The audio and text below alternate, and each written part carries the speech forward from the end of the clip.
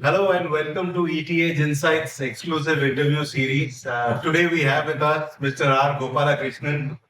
This man needs no introduction, a veteran who has served Hindustan Lever, the Tata Group, and now he is an author. He has authored more than 15 books on marketing and strategy. Mr. Gopalakrishnan, it's a pleasure to have you on ETH Insights. Thank you. Thank you very much, Tanmay. Let me begin by asking you, now we are seeing that change is accelerating. There are different innovations happening each and every day practically.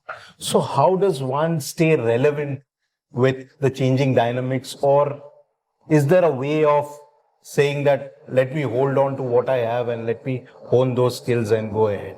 I think there are two skills involved.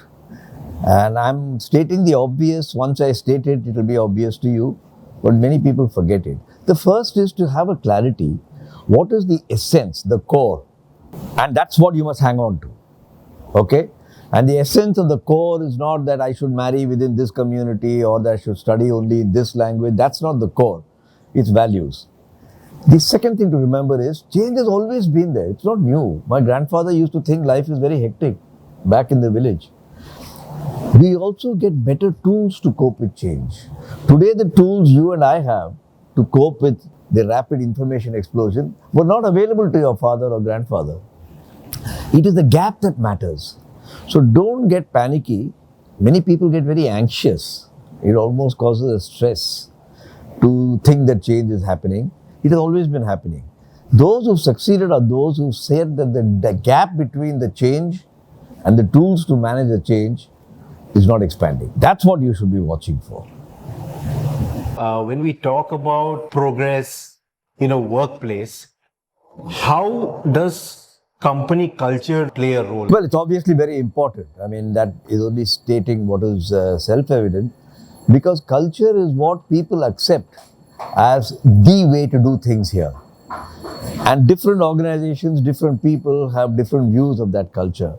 And it's like a tanpura. If you're not in tune with the tanpura, you can't have an orchestra or a music.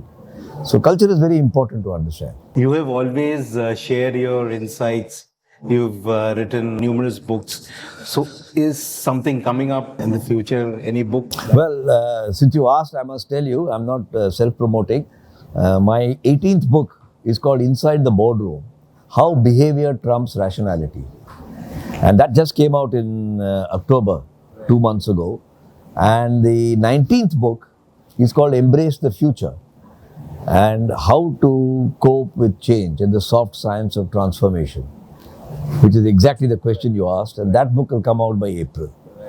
Can you just elaborate a bit on your 18th book? Well, Inside the Boardroom touches upon the unseen side of governance.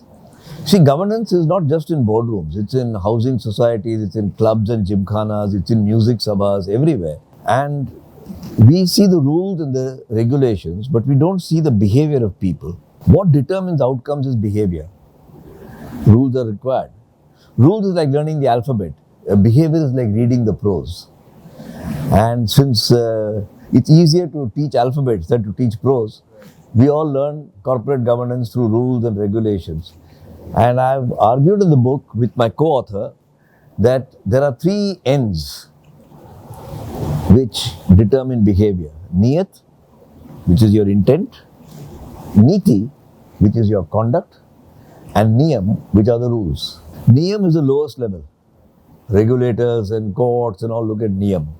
But the next level is Niti. How do you behave yourself? And Niyat is your intent. If I want to make a very, very fast buck, my Niti and Niyam will follow that rule, rather than a person who says, I want to set up a business for 100 years. Same thing with brands. If I want a quick brand, quickly sell it out and go, I'll deal with it in a certain way. One last question I want to ask you. When brands go for rebranding, probably with a new logo, how does it help the brand? Is it to acquire new businesses, or it's just giving a fresh look? I just want your perspective. My experience, which may not be universally true, of course, is that brands are human beings. And you do age. And with age, you can do certain things to keep yourself relevant and abreast. And whereas it was not known 50 years ago, nowadays you can do plastic surgery and all that sort of stuff. I am of the old school of thought, as you would expect a person like me. The brands must be in continuous renewal. And this big bang refreshment and renewal that they talk about, it's okay for marketing communications, but genuinely the core of the brand doesn't change. You can refresh it.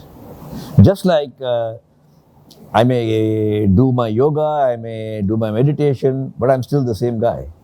On that note, Mr. Gopalakrishnan, thank you very much for your precious time and the wonderful insights. I wish you all the best for your upcoming book. Thank you, Tanmay. All the best. Good luck to you. Take care.